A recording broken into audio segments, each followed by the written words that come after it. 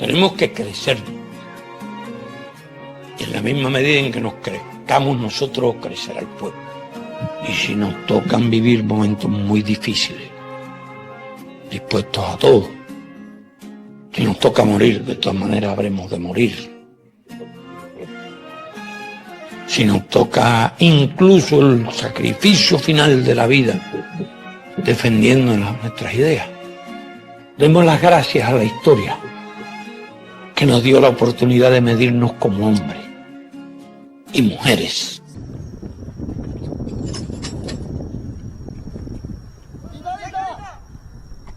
Segundo pelotón listo.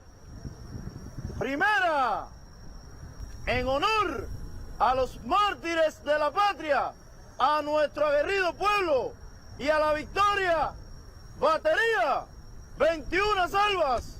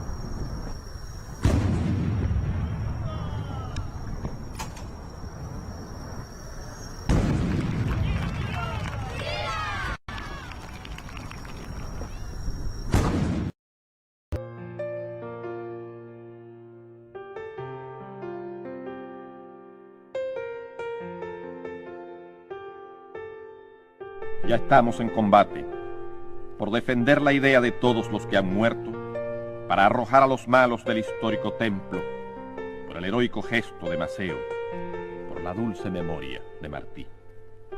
En nuestra sangre hierve el hado azaroso de las generaciones que todo lo brindaron. En nuestros brazos se alzan los sueños clamorosos que vibran en el alma superior del cubano. Ya estamos en combate, en nombre de las madres y de los hijos de nuestra tierra heroica, en nombre del honor y del decoro que construyó su historia, por la estrofa magnífica del himno, que morir por la patria es vivir. La libertad anida entre los pechos de los que viven hombres, y por verla en la estrella solitaria es un honor luchar. A la generación del centenario le caben los honores de construir la patria que soñara el maestro inmortal. Ya estamos en combate. ¡Adelante!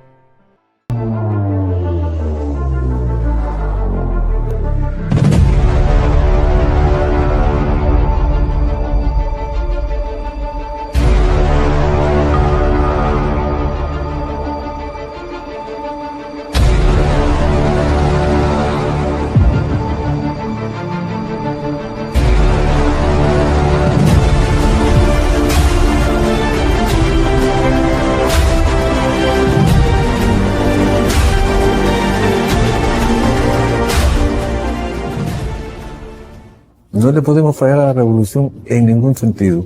Esta entrega a la revolución, pasando por encima de todos los riesgos y todos los inconvenientes, las dificultades de todo tipo, curte a los hombres, a los revolucionarios y a las nuevas generaciones en el ejemplo de las generaciones anteriores.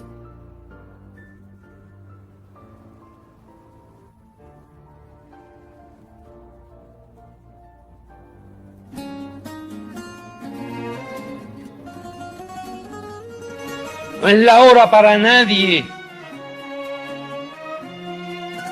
para ningún revolucionario, de pensar en sí mismo y en su suerte. Es la hora de salvar la revolución, de salvar la patria, de salvar el socialismo, de salvar la independencia del país. Y con esos valores no se juega, ni se puede jugar, ni podemos permitir que se juegue. Tiene que ver con los gloriosos defensores de nuestra tierra, junto a todo el pueblo. Los defensores del orden. Una sola vacilación, una sola cobardía, porque estaríamos condenando al peor destino a millones de gente que siguió el camino de la revolución. Defendemos un país. Defendemos una historia.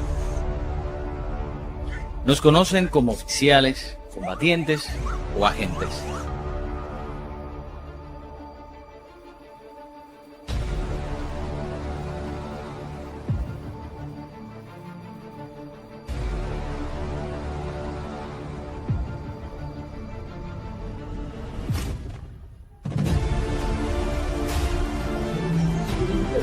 Las mujeres y los hombres del Ministerio del Interior son gente que hacen por la patria. Por la seguridad, por la tranquilidad. Por la independencia. Por el futuro.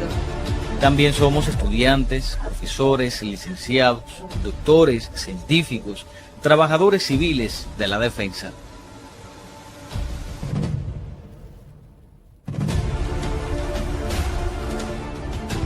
Por la solidaridad. Por la verdad. Por el compromiso. Por la vida. En tiempos normales o difíciles, con el deber se funden nuestras vidas. Por dentro somos familia, equipo, amigos.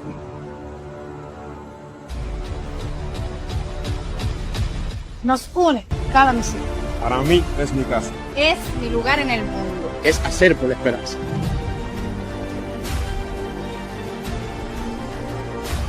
No se trata solo de un uniforme, Sino de algo que se llega por dentro.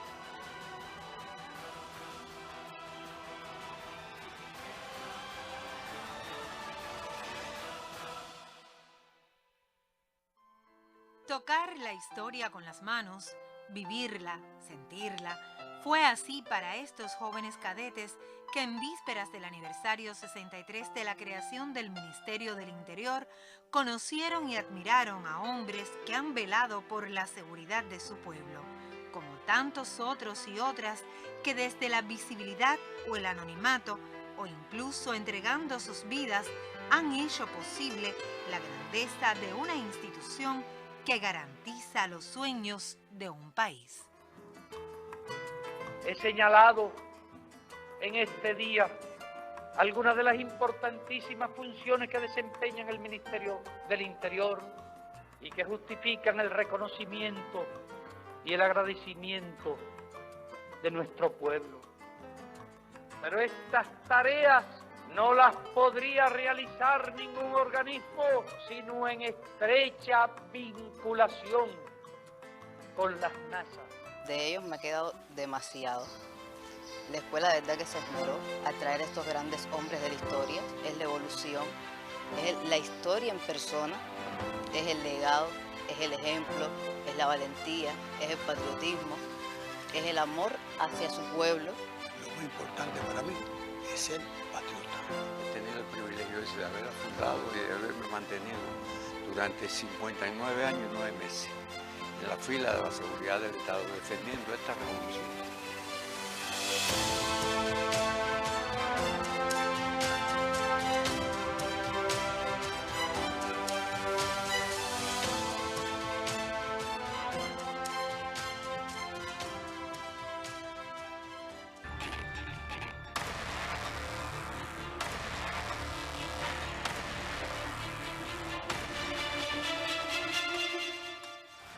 El enemigo trata de presentar a Cuba como una nación frustrada, fallida, como dijo Biden hace poco.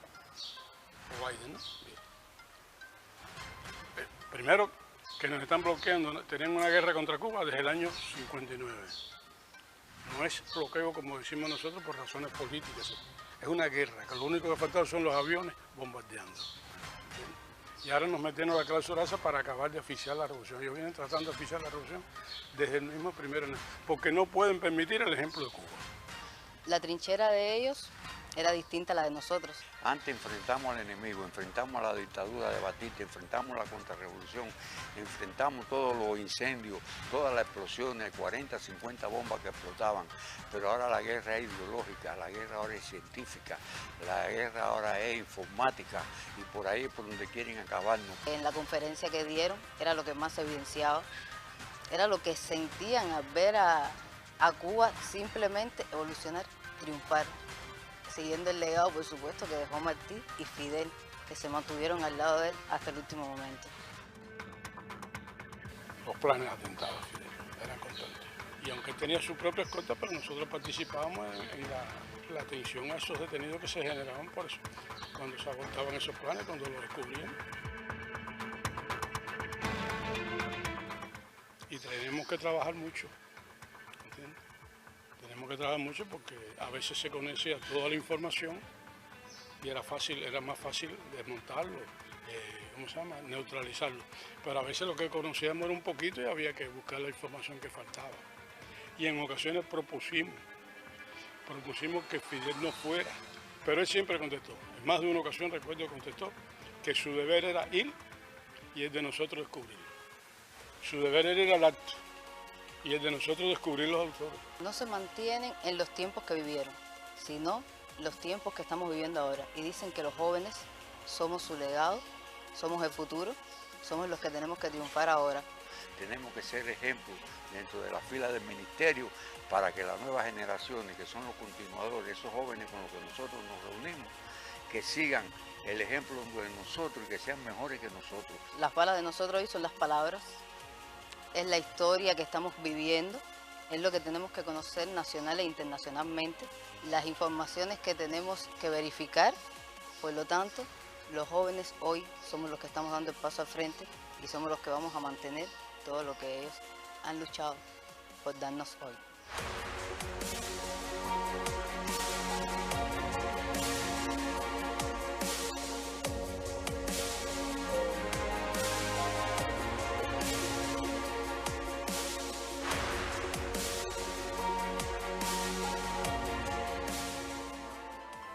Sobre todas las cosas, honestidad, bien, tiene que ser humano. Hay un grupo de valores que son intrínsecos en un miembro del Ministerio del Interior, porque el objetivo de trabajo del Ministerio del Interior es precisamente la población, esa a la que él se debe. Por eso estamos nosotros todavía aquí. Fidelidad, dominio del conocimiento del enemigo, conocimiento de la historia de Cuba. Eso. Si usted conoce bien la historia de Cuba, usted no la abandona. Soy cubano, nací en este país y no hay mejor manera de servir que pertenecer al pueblo uniformado. Para nosotros ha sido una satisfacción. Toda mi vida he estado en el ministerio y continúe hasta el final de mi vida. Lo que quisiera ser más joven para seguirlo defendiendo ahora más que nunca y defiendo la revolución al precio que sea necesario. Estoy aquí para dar el sí por la revolución y dar el sí por mi país. Apuesto por el futuro porque sé que hay jóvenes que darían su vida ahora mismo si viniera una guerra aunque no supieran nada. Cogerían el fusil, dejarían los lápices, los celulares y apostarían todo por la patria. Admiro el esfuerzo que ustedes hacen y el que tienen que hacer, porque sé que es duro y difícil. Y que en condiciones de esta naturaleza es más duro y más difícil. Pero también tengo la seguridad de que ustedes sabrán ser dignos de este momento histórico que estamos viviendo. Dignos del papel que le corresponde. No tendremos necesidad de sentir envidia por los que nos precedieron. Porque a nosotros nos ha tocado una tarea más difícil. Los veo como los hombres de Antonio Maceo, a la sombra de aquellos mangos de Maragua.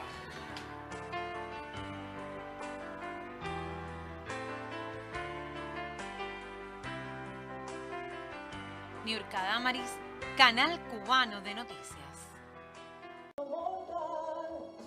Los combatientes del Ministerio del Interior en la Isla de la Juventud celebraron el aniversario 63 de esa institución con una gala político-cultural para rendir homenaje a hombres y mujeres que han dedicado sus vidas a la preservación de la tranquilidad ciudadana y el orden interior, también a sus familiares como apoyo incondicional para la realización de sus misiones.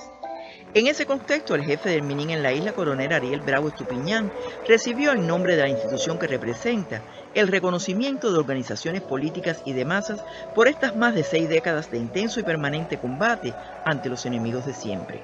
Fue esta ocasión propicia para ascender al grado inmediato superior a un grupo de oficiales de meritorio desempeño. Asimismo, fueron ascendidos también suboficiales y primeros suboficiales, quienes recibieron de manos de sus familiares los nuevos grados otorgados.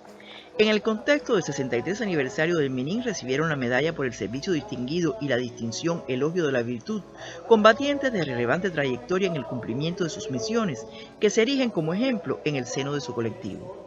Un grupo de miembros del MININ y trabajadores civiles de la defensa recibieron en el contexto de esta celebración el carnet que los acredita como militantes del Partido Comunista de Cuba, avalados por su desempeño consecuente con los principios de la revolución.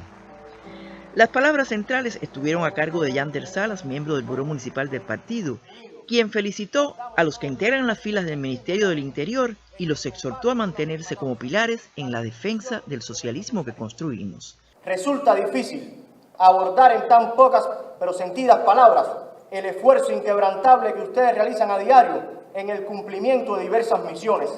Como es conocido, el contexto actual, tan complejo como el que más, demanda el constante perfeccionamiento de la labor del Ministerio del Interior.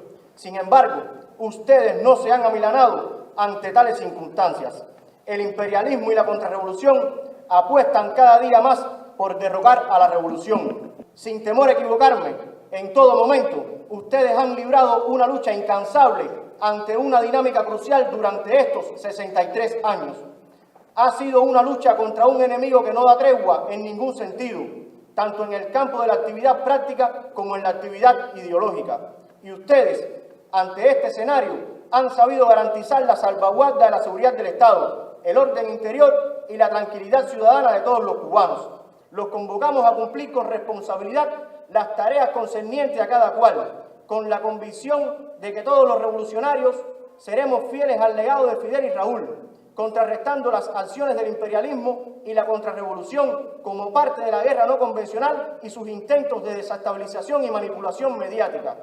La revolución está segura de que ustedes sabrán corresponder a esa confianza y sabrán cumplir gloriosamente con su deber. ¡Vivan los combatientes del Ministerio del Interior! ¡Viva! ¡Viva la revolución cubana! ¡Viva! ¡Patria o muerte! ¡Venceremos!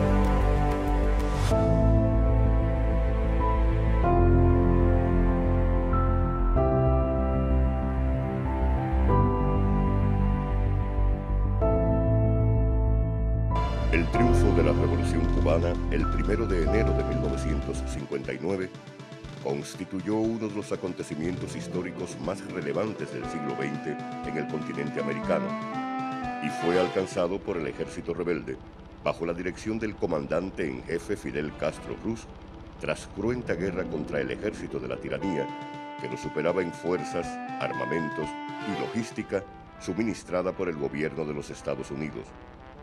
Este apoyo político y militar hizo más larga y difícil aquella guerra emancipadora.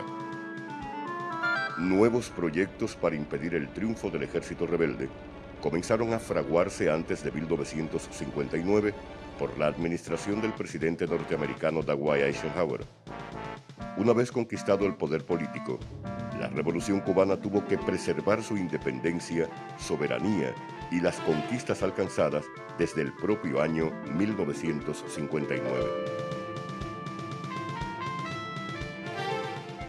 Al verse imposibilitados de impedir la victoria revolucionaria, la posible eliminación del comandante en jefe se convertiría en aquellos primeros años en una verdadera obsesión para los servicios especiales de inteligencia de los Estados Unidos.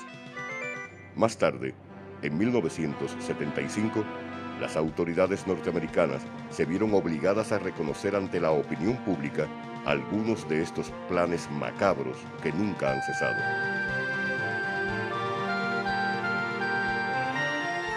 En noviembre del año 2000, la Fundación Nacional Cubano-Americana envió un comando terrorista a Panamá para hacer estallar un explosivo de alto poder en momentos que el presidente Fidel Castro se reuniera con cientos de estudiantes universitarios. Pero los asesinos fueron apresados en ese país gracias a la oportuna denuncia del propio mandatario de Cuba. La identidad de los terroristas detenidos en Panamá, encabezados por Luis Posada Carriles, son ampliamente conocidas por las autoridades norteamericanas por sus nexos históricos con la mafia de Miami y sus antecedentes criminales.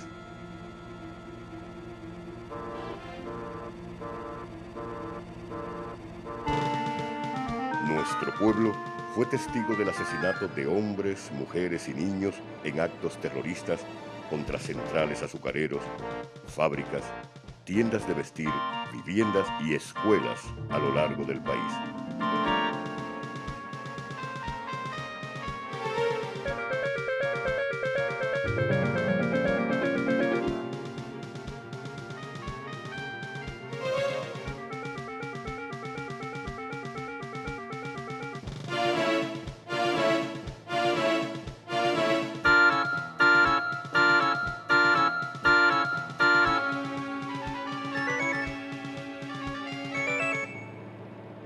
El 4 de marzo de 1960 estalló el vapor La Cubre en el puerto de La Habana como resultado de un criminal acto terrorista ejecutado por agentes al servicio de la CIA, que quitó la vida a más de 100 personas inocentes y cuyas circunstancias permanecen sospechosamente ocultas.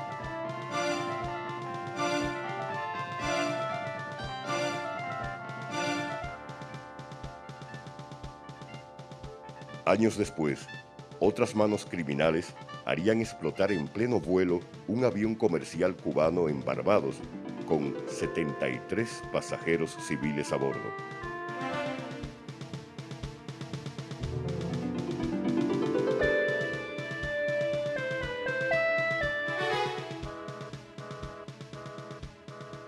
En 1997, nuevos artefactos explosivos se harían sentir, esta vez en grandes hoteles de la capital, como resultado de criminales actos terroristas financiados por la Fundación Nacional Cubano-Americana.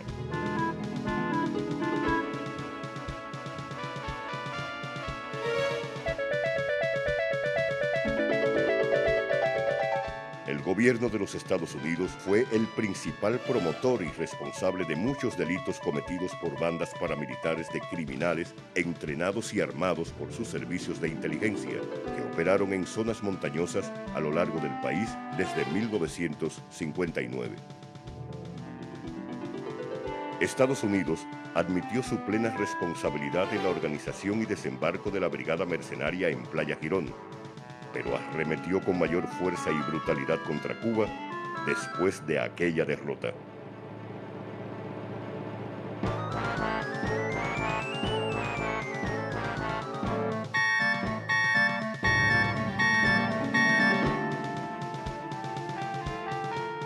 En la década de los años 70, organizaciones terroristas asentadas en Miami y Nueva Jersey, o actuando desde terceros países, fueron responsables de asesinatos de diplomáticos y representantes cubanos en el exterior.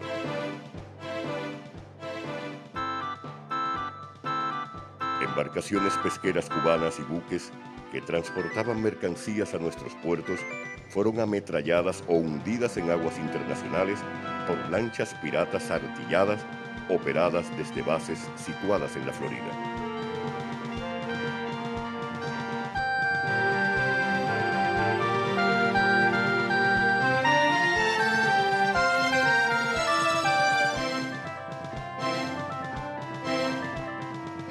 Cientos de grupos paramilitares armados provenientes de territorio norteamericano se han infiltrado por diferentes puntos de nuestras costas para introducir armas y explosivos con fines terroristas, asesinando personas o poniendo en peligro la vida de inocentes, sembrando el caos y la desestabilización interna.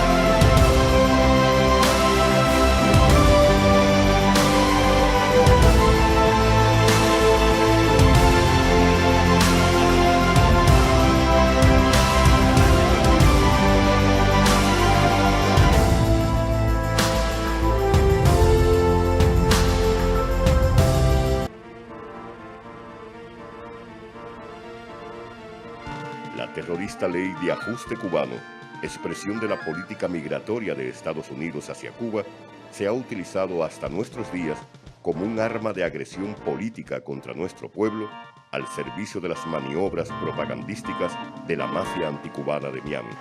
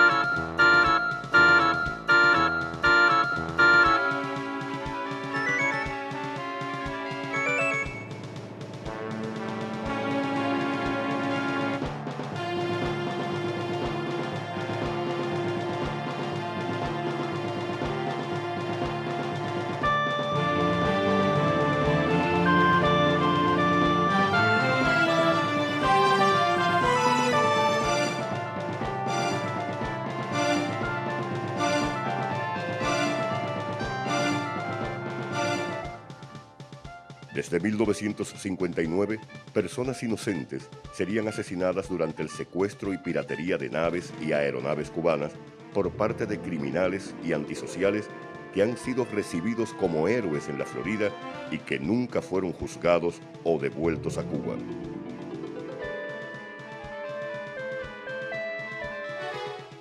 En los últimos 20 años no han cesado los actos de espionaje y subversión amparados por la sección de intereses norteamericanos en La Habana.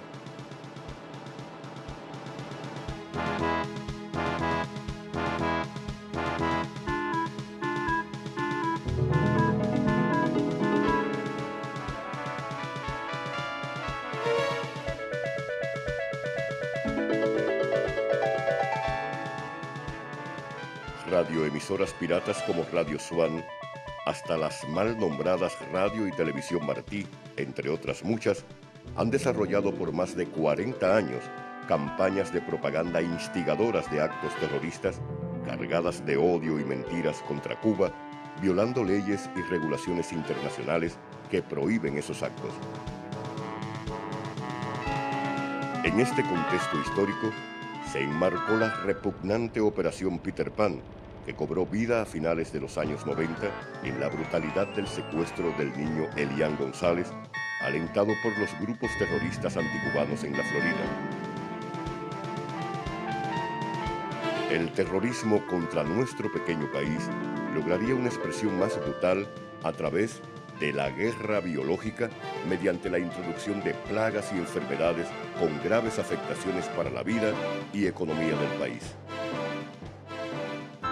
Los sucesos aquí descritos son una expresión de una política irracional contra la Revolución Cubana por más de 4 décadas.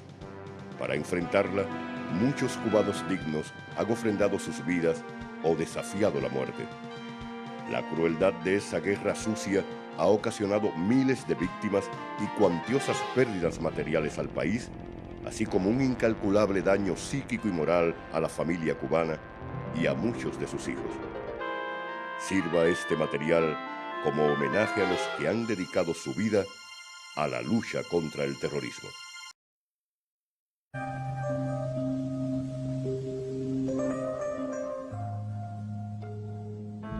Ya estoy todos los días en peligro de dar mi vida por mi país y por mi deber, de impedir a tiempo con la independencia de Cuba que se extiendan por las Antillas los Estados Unidos y caigan con esa fuerza más sobre nuestras tierras de América.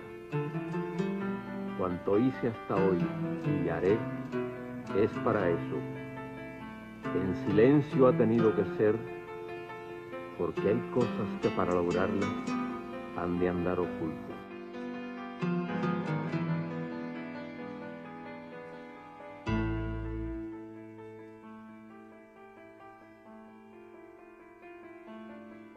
Creemos que nuestra seguridad puede arribar a este aniversario con la íntima satisfacción de haber sido ilimitadamente fiel al honor de constituir la primera seguridad revolucionaria, socialista, internacionalista, defensora de los obreros y los campesinos en este hemisferio. El comandante en jefe Fidel Castro y el general de ejército Raúl Castro presidieron el acto central por el de los órganos de la seguridad del Estado.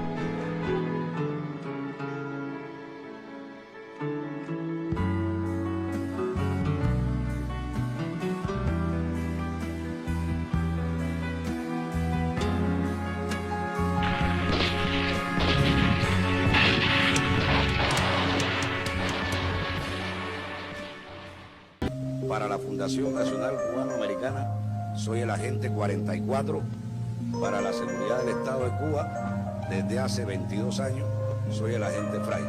Siempre fue el lugar donde se planificó, donde se creaban, donde se manejaban, donde se orientaban todas las cosas que había que hacer. Nuestro gobierno nunca se ha equivocado cuando los ha acusado de que ese lugar se ha convertido en un Estado mayor de la contrarrevolución. Minutos antes, el héroe Pinero se despedía de las filas del periodismo independiente con un mensaje bien claro a la emisora anticubana Radio Martí. Quiero también aprovechar para denunciar una vez más la brutal campaña mediática que lleva el imperialismo contra la revolución cubana. Viva Fidel, viva Raúl, libertad para los 5 héroes prisioneros del imperio. Patria o muerte, venceremos. Les habla el agente Emilio de los órganos de la seguridad del Estado. Cada abrazo amigo, cada beso, devolvió al agente Emilio lo que años de sacrificio arrebató de su querido pueblo. La familia, los vecinos, los compañeros de trabajo y los amigos de Moisés Rodríguez, o mejor aún, del agente Vladimir, se estremecieron con cada una de las confesiones, hasta hoy secretas, que él nos regaló. Una sorpresa grande porque está el resumen de toda una historia, de toda una vida de sacrificio, como bien dice Cepa, como dije también, y de entregarlo todo simplemente, que al final no ha sido en vano, y que siempre con el principio martiano de que impedir a tiempo. ¿Esperaste mucho tiempo en la llegada de este momento? Más de 30 años. Después de compartir estos primeros instantes con su familia, donde besos, lágrimas y abrazos se sintieron hoy más fuertes que nunca, todo el barrio lo aclamaba para, de una manera sencilla y a la vez emotiva, demostrarle admiración, agradecimiento y respeto. Como prometió Fidel en junio del 2001, cuando dijo, volverán, arribaron hoy a nuestra patria Gerardo, Ramón y Antonio.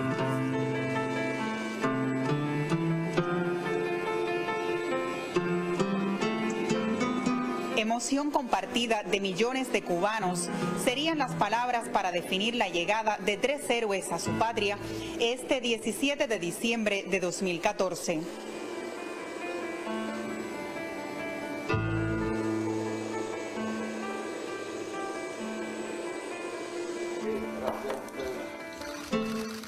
Orgullosos de ustedes, por la resistencia que mostraron, por el valor y el ejemplo que representa eso para todos, fueron las palabras expresadas por Raúl al recibir a los 3 héroes cubanos. En general estamos todavía emocionados, no sabe las palabras, pero la que sobra es gracias. La que siempre no puede faltar, muchas gracias. Orgulloso de nunca ser cubano. Y de nuevo estamos de nuevo a sus órdenes para lo que sea. No que cuando me dice el comandante jefe que aquí estamos los mismos para seguir cumpliendo.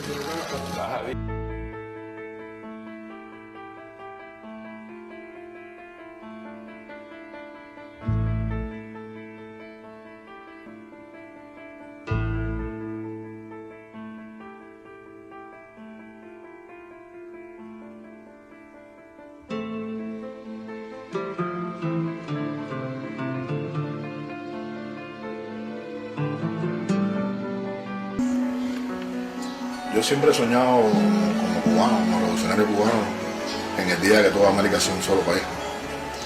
Yo siempre me fui formado de esa manera y me fui educado de esa manera, y es una convicción firme en mí. Somos un solo país, desde el Río Bravo hasta la Patagonia. Y cuando hablo de jóvenes en general, me refiero a los jóvenes de toda América Latina, y cuando particularizo están los míos. El mensaje que le puedo mandar a la gente, bueno, esencialmente está dirigido a prepararse, sobre todo a armarse de la cultura necesaria para enfrentar todas estas cosas. Porque el enemigo tiene éxito entre la juventud en la medida en que se encuentra gente que no tiene la información necesaria, en la medida que gente no tiene la cultura necesaria y que es fácil de engañar. Y eso es un reto que tiene América en general, que tienen los jóvenes latinoamericanos en general. Mucha de esa gente que viene a Cuba viene engañada. Muchos de esos jóvenes que vienen a Cuba no conocen lo que pasa en Cuba. No tienen idea de lo que la revolución cubana ha hecho en todos estos años. Y por lo tanto es fácil manipularlo, es fácil engañarlo. Nosotros soñamos con construir en América un mundo diferente, un mundo distinto. Y eso le va a tocar hacerlo a los jóvenes. El gran reto de la juventud cubana, el gran reto de la juventud latinoamericana es construir y hacer realidad ese sueño del mundo mejor. Mi nombre es Carlos Leonardo Vázquez González. Soy médico, especialista de primer grado en Medicina General Integral y especialista en oncología y máster en ciencia. Pero soy un cubano, un revolucionario, un martiano y lo más grande, un fidelista. Y hace más de 25 años soy el agente Fernando de los órganos de la seguridad del Estado, a la cual he dedicado mi vida y en la cual estoy sentado hoy para hacer esta denuncia pública al pueblo de Cuba para que no se dejen engañar de líderes creados por manuales, porque Cuba jamás será intervenido por el enemigo, el gran enemigo del norte.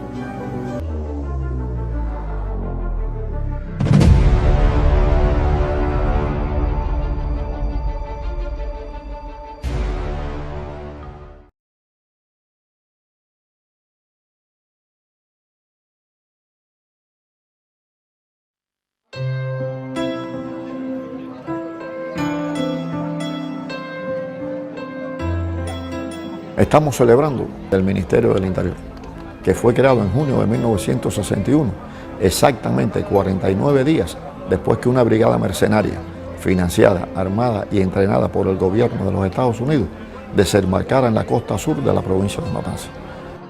Por esa razón, se realizó en la Unidad Provincial de Patrullas de La Habana un acto de recordación a los miembros del batallón de la Policía Nacional Revolucionaria que combatieron y cayeron defendiendo el suelo patrio. Allí nos encontramos muchos integrantes de aquel batallón. Inevitablemente afloraron muchos recuerdos, sobre todo el de nuestros compañeros caídos en combate. El 15 de abril de 1961 se produjo, como lo catalogara con exacta precisión nuestro comandante en jefe, el preludio de aquella agresión.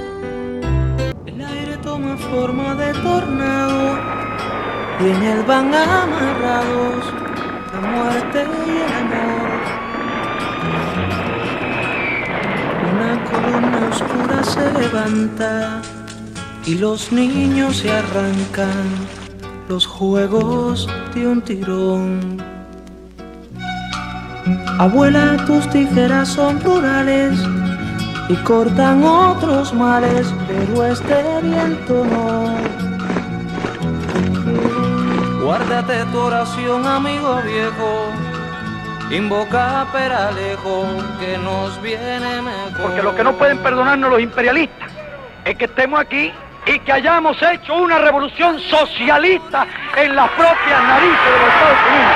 Y que esa revolución socialista la defendemos con esos fusiles.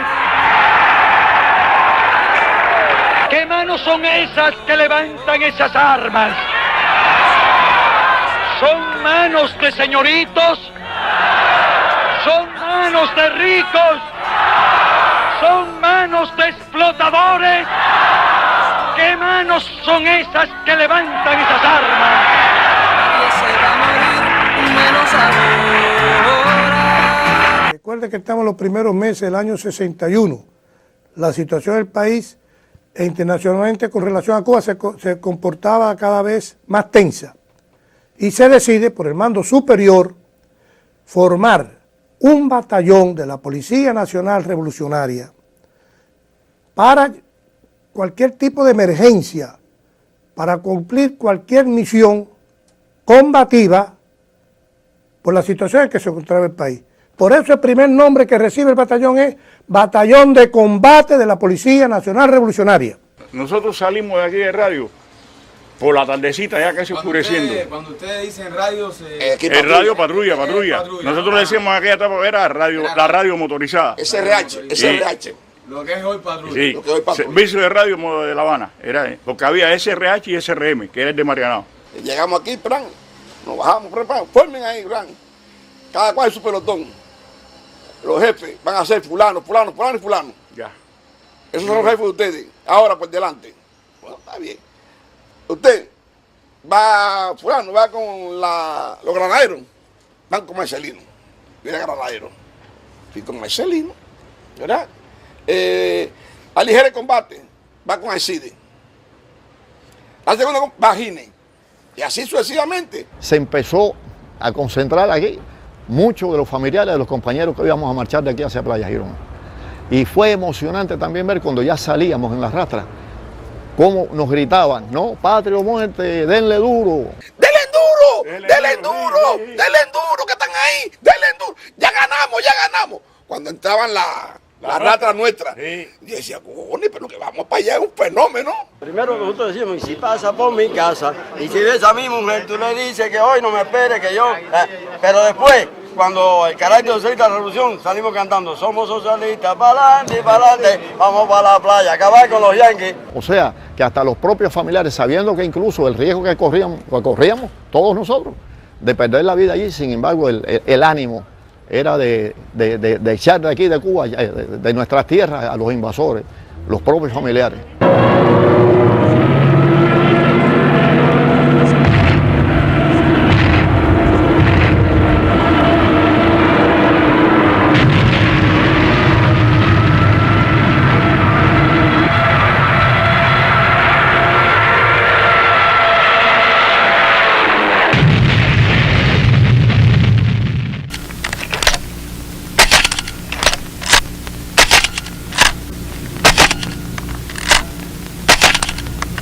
Empezaron a aparecer pilitas de arena en la carretera, bastante pilitas, y entonces los choferes, como oyeron que podían ser minas, se pararon y no quisieron avanzar más. Entonces se tiró un compañero, de esos tantos compañeros valientes, que rompió el mito y le entró a patada a todas aquellas pilitas y dijo, aquí no hay mina, ni hay nada, aquí lo que hay que coger a esa gente y echar para adelante. Entonces nos tiramos todos y formamos columna india, por ir para abajo, porque nosotros tenemos un compañero, que ese compañero es muy valioso, que se llama Marcelino Sánchez Díaz. Sí, señor. El capitán. Ese no tiene tregua.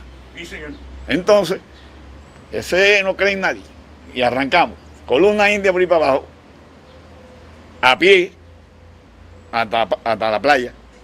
Y llegamos a las 7:10 de la mañana. Empezaron a tirarnos una granada de humo, culimando el tiro. Y como nosotros no teníamos el conocimiento ese, pensábamos que eran señales de nosotros mismos.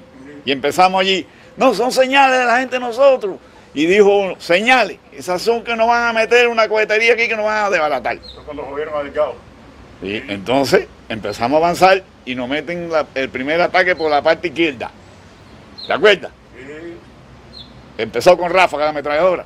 Ahí hirieron el primero. Cuando llegó el avión, que Pilón le tiró al avión. Ese. Primero que sucede ahí. Es cuando llega Pilón, que le tira al avión. ¡Bum, bum, bum! Y coño, lo que viene para acá ahora. Bueno, mira, en una de esas veces, uno que cayó adelante me levantó en peso. Entonces yo venía con un miliciano que venía al lado mío. Y entonces salíamos corriendo, nos levantábamos. Y yo le digo, dale, miliciano, ya que nos van a tirar de nuevo, vamos. Miliciano, dale, miliciano. Y cuando hago así, compadre, que no tenía un boquete aquí en el pecho, una esquila de mortero, había entrado por el medio del pecho. Y más que la experiencia, la valentía y la convicción que teníamos de patria muerta. Aquí se nos habló en ese campo de pelota y se nos dijo que nosotros íbamos a liberar a Cuba del enemigo. Que esa era nuestra misión. Efigenia Mejía Delgado. No, y Samuel Rodríguez también. Ese era el jefe, espérate. Ese es el jefe de la policía, jefe nuestro, que no se quedó atrás. Y además Samuel era el otro jefe, que el segundo, que iba adelante. Ellos marchaban por el centro de aquel terraplén, sin tan siquiera bajar la cabeza, ya no esconderse, profiriendo palabras de todo tipo contra los enemigos y caminando como si estuvieran por el Prado. Por todo el perro eso, porque no cogimos la carretera, porque no cogimos ¿cómo es? Eso corta con... el terraplén. El terraplén no lo cogimos porque por ahí no hacían blancos. Tenemos que venir por acá. Y por otro lado, era Ciénega. Sí, fango, que no se puede meter uno por ahí. Así que era de... Al pecho. Dale ahí. Tira aquí. Samuel viene a tomar agua y al mismo tiempo entramos los dos, pero el que trae el agua dice, no, deja que tome el comandante. Y si tú sabes la respuesta que dio Samuel, dice, no, que tome, que aquí todos somos comandantes. O sea, ese ejemplo tan de osadía, de valor, de desprendimiento de su vida y de ejemplo que nos dieron a todos nosotros fue verdaderamente yo diría que es uno de los elementos fundamentales por los cuales allí nadie nunca ni salió corriendo, ni dejó de hacer lo que tenía que hacer, ni disimuló esconderse en algún lugar. No, eso allí no existió. Yo no sabía nada de guerra, ni de mortero, ni nada de eso. Meten un morterazo, nosotros veníamos, el monte estaba a la izquierda, que era monte y una cerca que había ahí, y la playa con el mar a la derecha. Y entonces meten el primer morterazo en el medio del mar. Entonces Delgado viene con la bandera, y ellos cogen a la bandera. Después nos damos cuenta de todas esas cosas, después que todo aquello pasó, que cogieron el punto de mira para bombardearnos con la bandera de Delgado, porque tiraron el primer morterazo allá, el segundo lo recortaron un poquito más acá, y el tercero lo metieron en el medio de la compañía. Carbó se para en el tanque, porque Carbó tenía que hacerle un llamado a esos muchachos jóvenes que estaban en el tanque, para que se crecieran más todavía, arengando, y parados sobre el tanque, con el peligro que eso tenía, de que lo vieran, porque lo veían claramente desde el tanque del agua.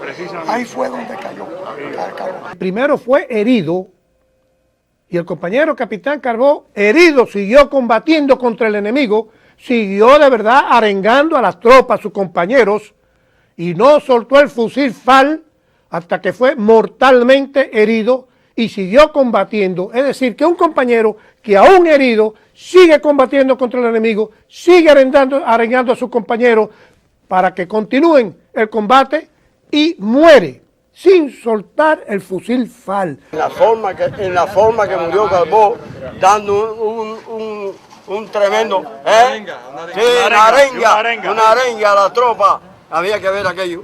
Hay que decir que fueron los primeros que cayeron. Carbó, Gonce, Betancourt. Wilfredo Betancourt Arias. Y yo me llamo Wilfredo Moreira Oviano. Entonces ese compañero y yo éramos uña y carne, igual que Bueno, que era primo hermano de él. Pero ¿qué sucede? Que a él le faltaban los dientes, y entonces yo siempre lo tenía hostigado. Oye, tocayo, ponte los dientes, que nunca vas a liar una jeva.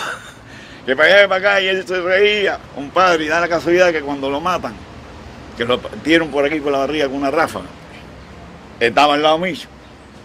Y entonces me dice, ay, tocayo, ya yo no regreso más. Nosotros, ¿te acuerdas que hicimos el acuerdo de ponernos el carnet en el bolsillo para cuando hubiera un compañero fallecido poderlo identificar? Dioscórides Prieto. Dioscórides, coño, Dioscórides. Que era... Dioscórides. Era, ¿cómo se llama esto que usaban los baúces? Los granaderos. La contó conmigo, le explota la granada de un obús de mortero que le meten, y el obús de mortero le explota. Y entonces quedó abierto como si fuera una red, cuando la red la ponían en la vida, abierto completo así, chamuscado, no se le veía la cara ni nada. Y digo, coño, ¿quién será como es? Porque lo veo vestido de olivo, este policía también. Y voy y saco el carnet. Cuando voy al carnet, óigame, yo me eché a llorar, compadre. A mí no me da pena decirlo. Yo ahí lloré por ese compañero. Porque hay que decir que se avanzaba de la forma siguiente. Samuel está pidiendo gente para adelante, Samuel está pidiendo que avance, y la gente sobre la metralla que caía, los cohetes incendiarios, la candela, la bazuca, los morteros. A mí, Dioscórides Prieto murió al lado mío, una piedra. Porque coño, era mi socio, mi amigo, mi compañero, que hicimos guardia juntos. Coño, lo vi en esa condición así. Y entonces a Delgado, que era el que traía la bandera, lo hieren. El ojo se lo sacan del órbita y lo viene en el medio del pecho, traía el ojo, y la mitad de la cara la traía desbaratada. Entonces hay un compañero, Cambé, que era flaquito, ¿te acuerdas? Oh, sí. Cambé, que era teniente coronel ahora de la Marina, lo levanta y sale corriendo con él. Entonces, cuando sale corriendo, no había que montarlo, porque ahí no había, y aparece un camioncito, y dice, Cambé, ayúdame, que se me cae. Entonces yo lo cojo por los pies, lo montamos en el camión, y cuando lo montamos hay un compañero que dice, no, yo me voy con él para acompañarlo. Y él se para con aquel, echando sangre como un toro, y dice, ustedes tienen, yo estoy entero, ustedes sigan para adelante, que hay que tumbar a toda esta gente. Yo estoy entero, déjenme a mí. Una cosa que no se me puede olvidar, de la gente, de los muchachos de la antiaérea. ¿Qué clase de muchachos? Sin cabeza. No. El que estuvo allí lo podía ver, sin cabeza, como si estuviera sin guerra, sin nada. Y veía el avión y volaba y caía arriba, y ratatatatata. Aquello era de carajo. Y no tenían miedo. Uno de los mercenarios, cuando ya se había acabado el combate, ya nosotros entramos a una playa, y como a los 2 o 3 días, dice, ven, chicos, ¿quiénes eran los artilleros checos, esos que ustedes tenían? Y digo, artillero checo, espérate, que te voy a enseñar. Y digo, acá, muchacho. Dice, pero esto es un niño. Digo, sí, es un niño, pero peleó aquí contra ustedes también. Peleó contra ustedes con tremendo coraje, ¿viste? Porque uno de esos muchachos fue el que puso el nombre de Fidel con su sangre en Ciudad Libertad. Sí, ¿verdad que sí? Defendiendo sus 4 bocas. Porque en Ciudad Libertad fue el primer lugar donde tirotearon. Día 15. Ajá. Y después San Antonio. Y ese que cayó, que puso el nombre de Fidel con su sangre, fue en el corazón de todos esos muchachos para Girón.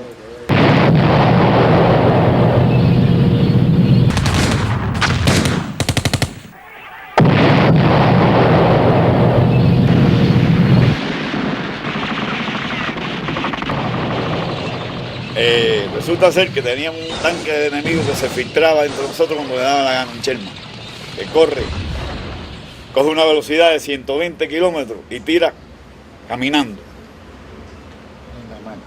en la marcha. Entonces, se había colado 2 veces. A la tercera vez. El cabo Eurímedes Sánchez Sabón, de la primera compañía de infantería, que lo tengo de observador, me dice: Samuel, porque así nos llamábamos allí, Samuel, ahí el tanque está saliendo de la curva, se sube al terraplén y viene para acá. Digo, baja, ven para acá rápido. Entonces el tanque viene y se cuela y llegó hasta ahí, que mira, yo le vi completico toda la cara el tanque de arriba mía. El tanque sí llega hasta la altura nuestra, lo vemos de ahí, a la misma altura, le veíamos la parte superior de la torreta y la antena, se veía. Y empieza a disparar con el cañón para acabar de fulminar los tanques nuestros con la ametralladora. Y en ese momento, yo no recuerdo si dije, coño, no tenemos bazooka, esto y lo otro. Hablo algo de alguna bazooka o arma antitanque. Y entonces Samuel empieza a gritar: ¿quién tiene una granada antitanque de FARC? Espérate, vamos a decir cómo fue la cosa. Entonces, lo dijo como 5 veces. Pero Sosa contesta: Samuel, yo tengo una granada antitanque FARC. Digo, tírale. Sosa montó la granada y se recostó una mata. Y de la mata recostado así.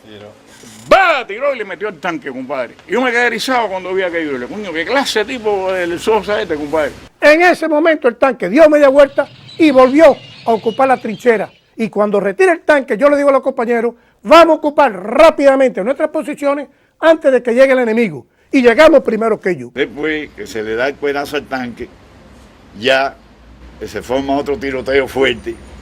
Hay un cese de tiro. Una calma, y llegan 2 individuos con un palito y un pedacito de sábana amarrado. Para explicarle bien, para que vean cómo fue el comienzo de la rendición de los mercenarios. Entonces ellos llegan y dicen que venían en son de entrega y que ya todo el mundo tenía el armamento tirado en la carretera y los camiones posesionados en hilera y que estaban dispuestos a entregarse. Pero entonces ahí es cuando sale Samuel al terraplén, reúne la tropa y manda a Marcelino, y Marcelino rompe para allá. Pero después que Marcelino rompe para allá, Samuel me da la misión a mí personalmente, junto con el teniente Sánchez y un alemancito que había en el batallón, que no me acuerdo el nombre, y nos pide voluntariamente que vayamos allá y le traigamos el parte de Marcelino, si era verdad que se entregaban o no. Pero ya que parte íbamos a dar, si ya cuando se llenó aquello policía, porque hubo uno que dijo: aquí no hay parte, aquí lo que hay es que ayudarlo a todos, porque si lo están matando hay que matarnos a todos. Quiero fijar la disposición en pésimas, en críticas condiciones del combate de los combatientes del batallón de la Policía Nacional Revolucionaria. En realidad, lo que primero sentimos fue una alegría muy grande, muy grande, muy grande, muy grande, muy grande. Ahí nos dimos cuenta que la revolución incluso era mucho más fuerte, aunque nosotros sabíamos que la revolución era fuerte, mucho más fuerte de lo que habíamos pensado muchos de nosotros, verdaderamente.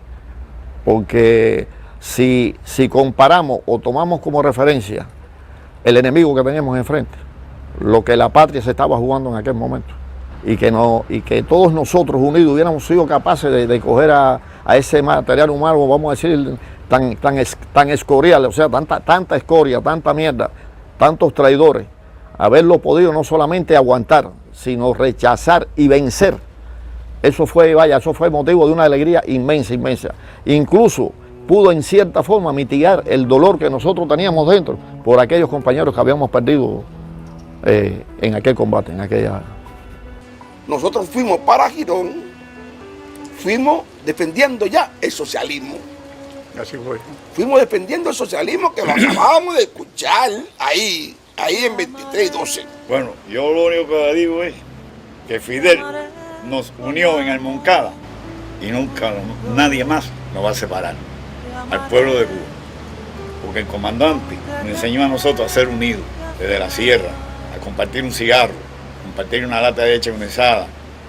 Pero al ver al comandante ahí, se nos multiplicó, creo que en miles la fuerza, el deseo de acabar con aquella gente. Y molesto porque él estaba ahí, porque nosotros no queríamos que él estuviera ahí, que arriesgara su vida. La vida. Nosotros no Ahí queríamos. caía cualquiera, podía haber caído él también. Conclusión, patria o muerte venceremos, aquí estamos y nuestra revolución firme. Estos compañeros que están aquí escribieron una página, pero la escribieron doblemente, porque ninguno tenía ni corrupción, ni ambición malsana, eran servidores de la patria humilde, que no tenían 3 kilos para tomarse un café, muchas veces en la calle de La Habana, donde vinieron a sembrar también en La Habana ese amor revolucionario. Y yo digo que eso es lo que nos ayudó a ganar. La unidad. La unidad del pueblo, el valor de este pueblo, pues nosotros no estábamos agrediendo a nadie, estábamos siendo agredidos.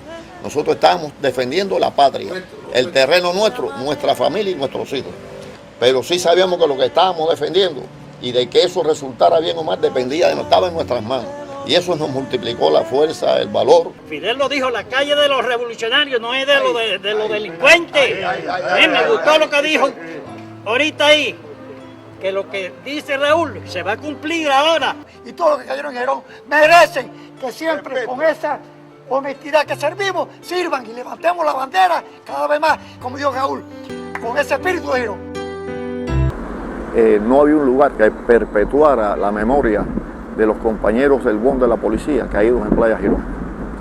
Y la jefatura del ministerio aquí en Ciudad de La Habana decidió, y así nos los indicó, de que teníamos que tener un espacio, un lugar, donde precisamente pudiéramos erigir un monumento como recordación a estos compañeros que dieron sus vidas en defensa de la revolución y del socialismo.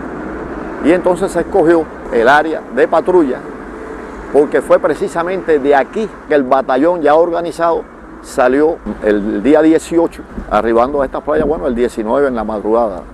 Las agujas blancas esas grandes que se ven ahí, que se puede ver la fecha, 17, 18 y 19, bueno, fueron los 3 días que duró todo el batallar en Playa Girón hasta conquistar la victoria, y las alturas de estas agujas representan las 24, 48 y 72 horas que reflejan el tiempo que allí hubo que empeñar para poder lograr la victoria. Lo más importante de este monumento es la pirámide trunca roja esa que se ve allá atrás. ¿Por qué? Porque esa pirámide, como se puede observar, es una pirámide bien delimitada. La delimitación de esta pirámide da el sentido de la organización militar que ya tenía el batallón. Y se podrá observar también en la punta de esta pirámide que es trunca. Está cortada porque eso fueron las bajas que tuvimos nosotros, que es lo que le falta a la pirámide.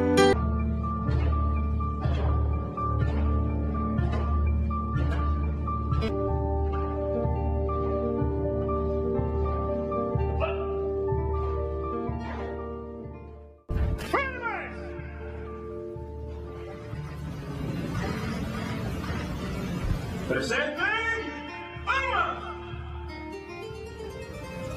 En honor y homenaje póstumo a los combatientes caídos en combate. Corneta, toca silencio.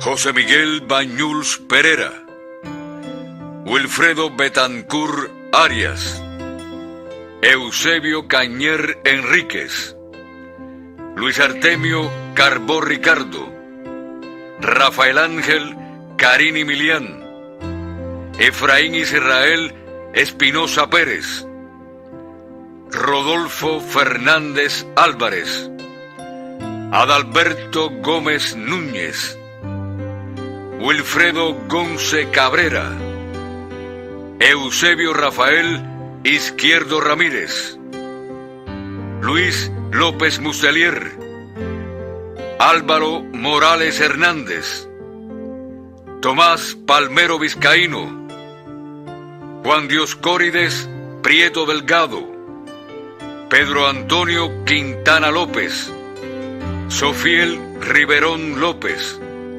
Roberto Rodríguez Sarmiento, Julián Sánchez Gómez. Presentes.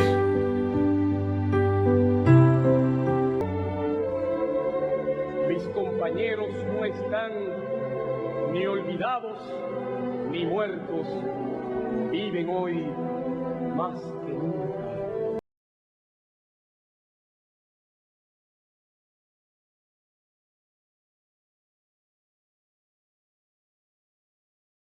Era el año 70, como lo fueron los 60, a su manera.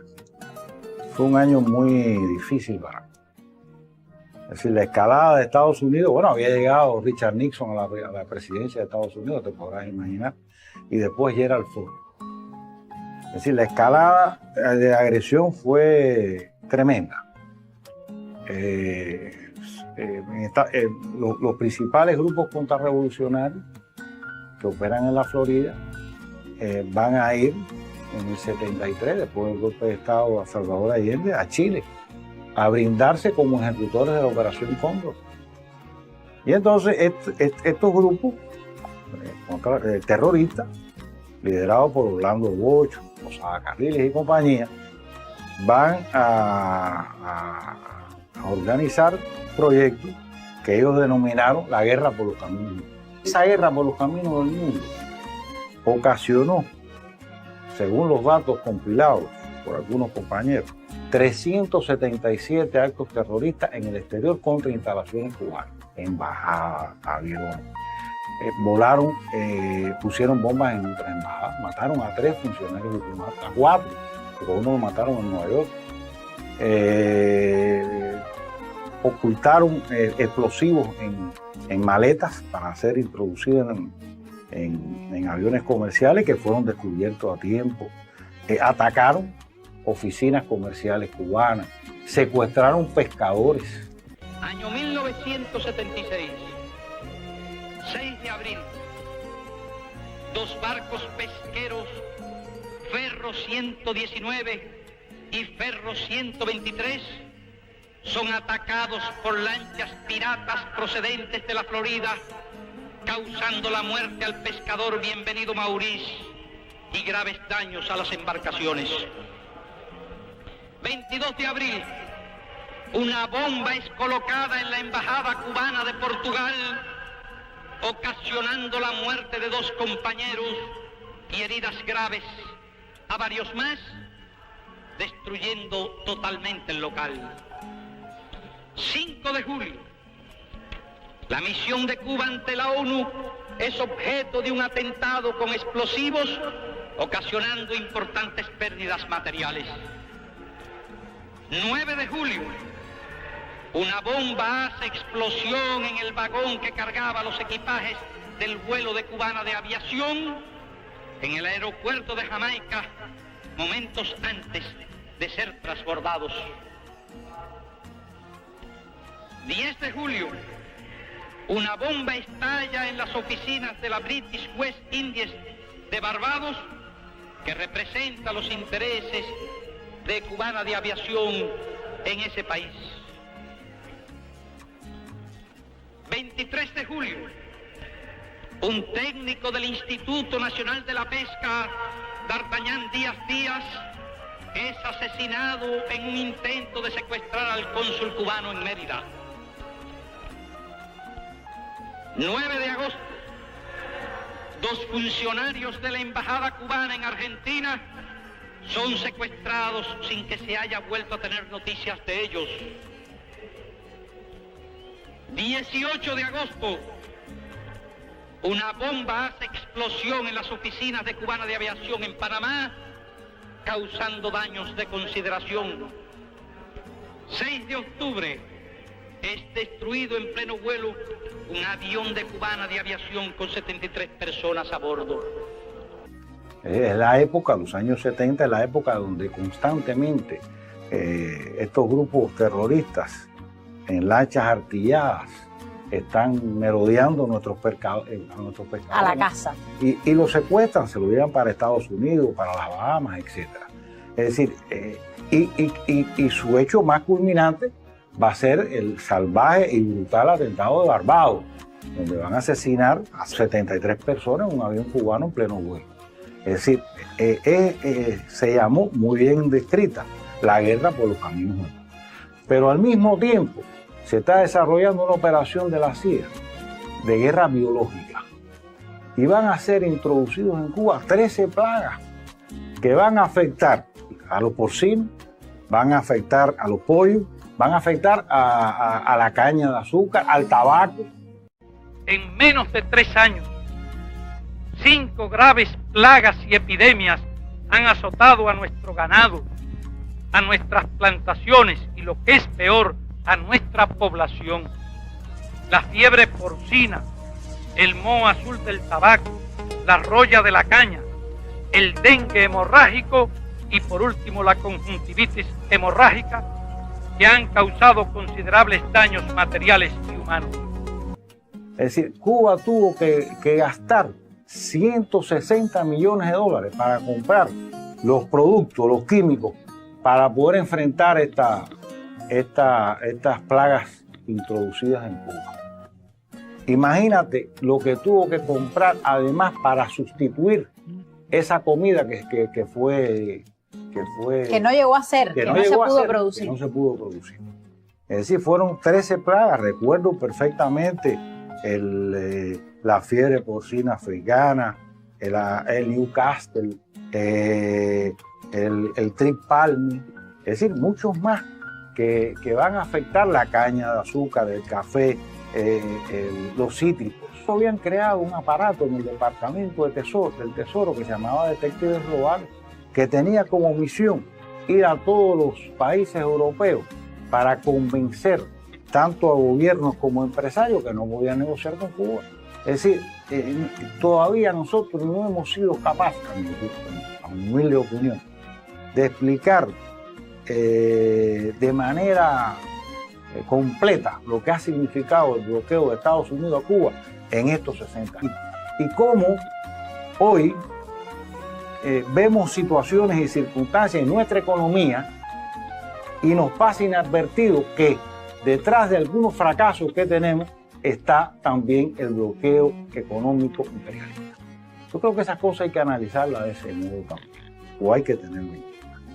Además de todo esto, además del bloqueo, de la guerra biológica, de la guerra terrorista, por supuesto se desarrolló una campaña de guerra psicológica sin par.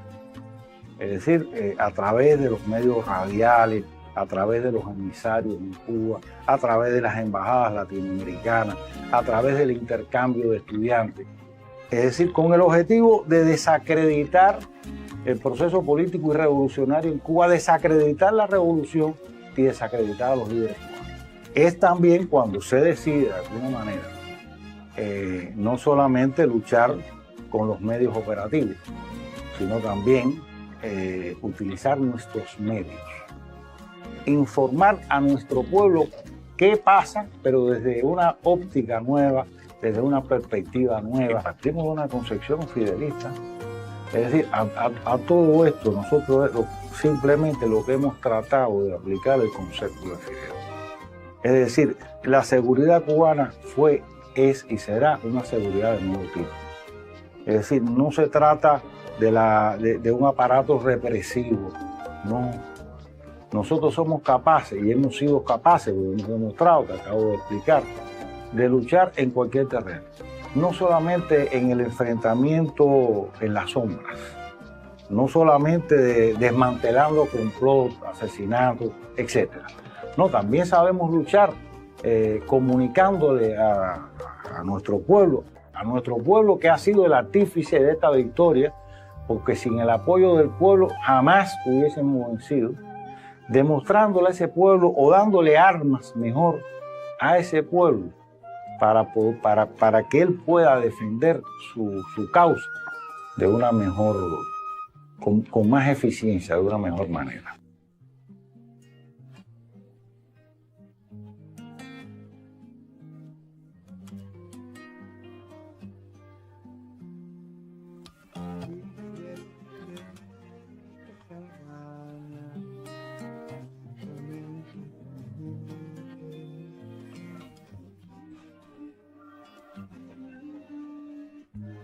Continuaremos fortaleciendo en todos los frentes la importante labor que realizan los abnegados combatientes del Ministerio del Interior. Preservaremos al precio que sea necesario la libertad del pueblo y la independencia y soberanía de la patria. Con la fuerza que emana de sus centenarias luchas y con el vigor patriótico que caracteriza a nuestro pueblo noble y heroico, unamos nuestras voces al exclamar: ¡Viva Fidel! ¡Viva Cuba libre!